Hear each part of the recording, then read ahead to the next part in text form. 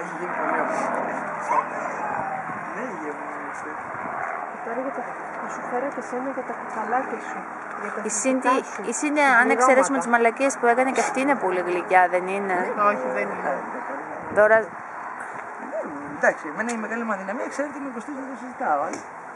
Αλλά κοστίζει που είναι δηλαδή πολύ στενοχωρεύει. Το σου λέω το άκουσα και δεν... Ναι. Είναι απίστευτο. Βγάζω βίντεο τώρα. Καλά, σβήσει το κάνω από την αρχή. Δεν κάνει φωματάδες.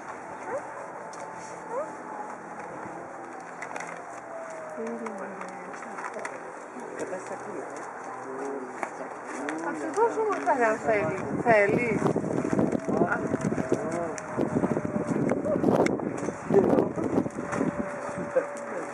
Καλά, εσύ όμως αυτό δεν τα τρώγεις όλα, δεν παίζει όμως. Ναι, γιατί δεν έχει φάει κιόλας ακόμα. Το αλάτι τώρα το κάνουμε μεσημέρι αργά για να σκοτάει για το βράδυ. Μην το σκίσεις, σε έφαγα.